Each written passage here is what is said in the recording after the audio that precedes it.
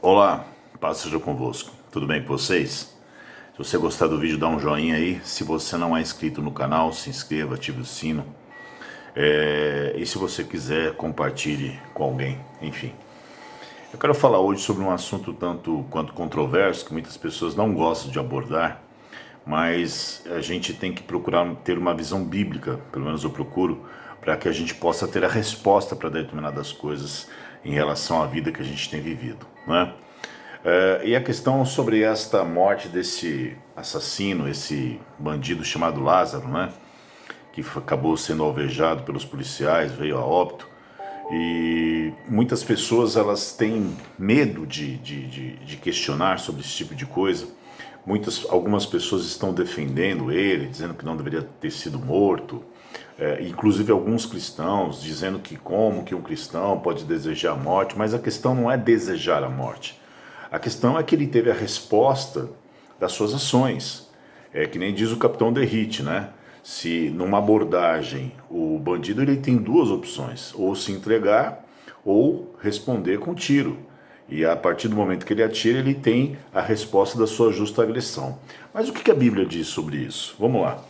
Romanos capítulo 3 diz assim: todo homem esteja sujeito a autoridades superiores, porque não há autoridade que não proceda de Deus. E as autoridades que existem foram por ele instituídas. De modo que aquele que se opõe à autoridade resiste à ordenação de Deus. E os que resistem trarão sobre si mesmos condenação. Porque os magistrados não são para temor quando se faz o bem, e sim quando se faz o mal. Queres tu não temer as autoridades? Faz o bem e terás louvor dela. Visto que a autoridade é ministro de Deus, aqui é importante, visto que a autoridade é ministro de Deus para teu bem. Entretanto, se fizeres o mal, teme, porque não é sem motivo que ela traz a espada, pois é ministro de Deus, vingador para castigar o que pratica o mal. É necessário que lhe estejais sujeitos, não somente por causa do temor da punição, mas também por dever de consciência. Veja, o que o texto está falando, Paulo está falando aos romanos, é que toda autoridade ela é constituída por Deus, né? Além de uma autoridade terrena, há uma autoridade espiritual que é dada pelo próprio Deus. E o policial ele é uma autoridade, porque ele traz sobre si essa autoridade que o Estado lhe dá. E aqui ele está dizendo que nós devemos respeitar, nos sujeitarmos às autoridades, né? Porque não é verso 2, de modo que aquele que se opõe à autoridade resiste à ordenação de Deus, porque esta é a vontade de Deus, que a gente aprenda a se submeter, aprenda a respeitar aqueles que exercem autoridade. E quem resiste trarão sobre si mesmo condenação. E aí o verso 3 diz que os magistrados eles só vão te punir se você fizer o mal.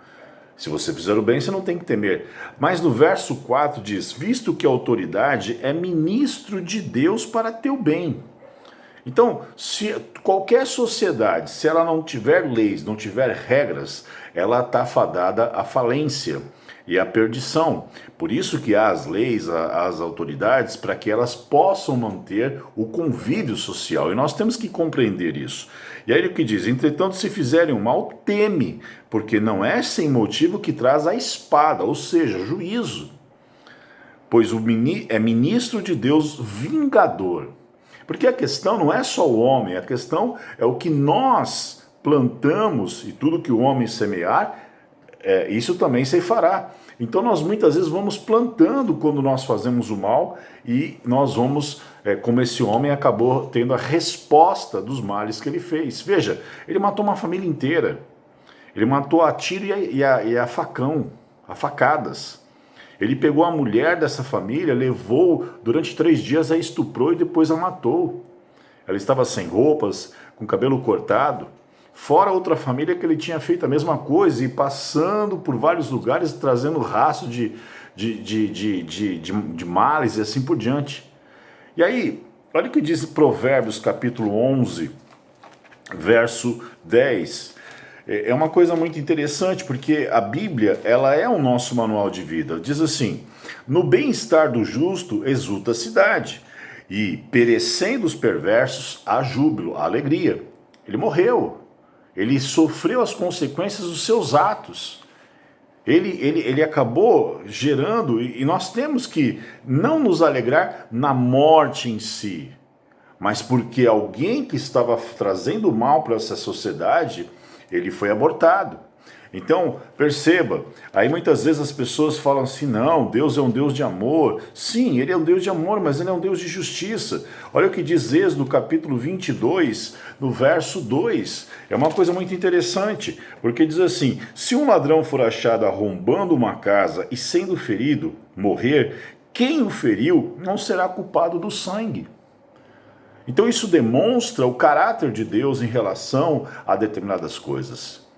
Veja, Jesus ele não veio anular o Velho Testamento, ele veio cumpri-lo, ele é o cumprimento. Só que ele diz que ele é amor, mas ele diz também que ele é justiça. E um dia ele virá como juiz para julgar a terra. E nós precisamos compreender essas coisas. Então perceba, Chesterton lhe dizia assim, que o que motiva um guerreiro não é o que está diante dele, mas o que ele deixa atrás de si. Nós temos que ter uma consciência de proteção em relação à nossa própria família.